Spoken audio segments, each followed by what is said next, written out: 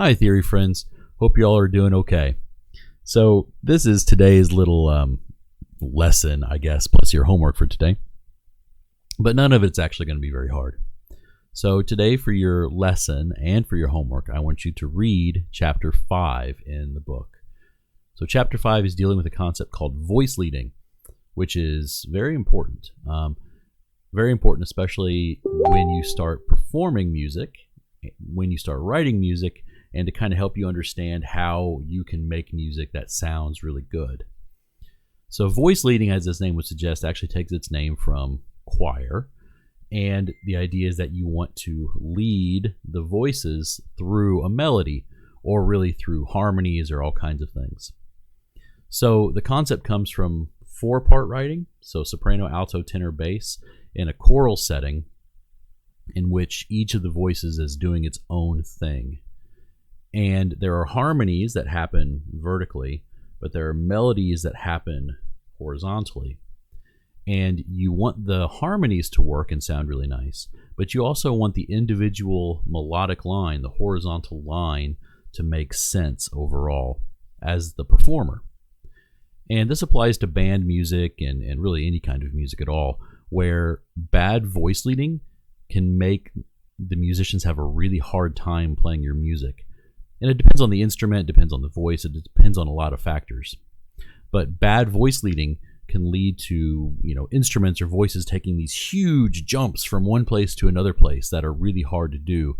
Or it can lead from an instrument playing one note to another note that seems like it's not a big deal, but is actually really, really hard to do.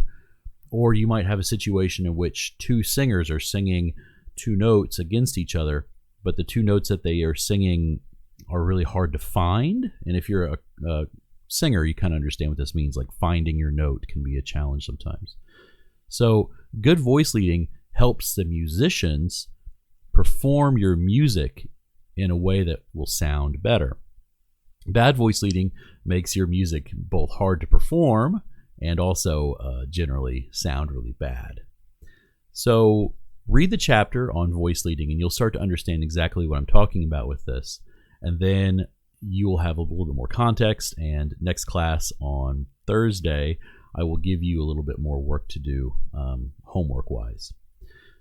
A real quick note on Music First, I did upload some assignments for you to mess around with in Aurelia. Those are not assignments, okay? I know it kind of shows up in Music First like you've got stuff to do. You don't really. But you should get in there in Aurelia and play around and make some assignments for yourself and do some ear training quizzes and all that. You should do that just because, it's helpful. But there is no assignment for you to do any of that, even though I know it looks like there might be that in Music First. And if you don't see that in Music First, by the way, it's fine. You don't really need to worry about it. So the only thing you need to do for today is read chapter 5 in the book. And as soon as you've done that, you're good. Nothing else to worry about. If you want to get a hold of me, of course, you can email me or you can come by my office hours. There is a Google Meet that I think I sent out to you guys. If you can't find it there, you can find it on the band website, scband.net, and there should be a link to it there. I will be in my office hours between 10 and 11, and you can stop by and ask any questions and do whatever. So read chapter 5, and that's it. Okay, folks, have a great day. I'll see you later. Bye-bye.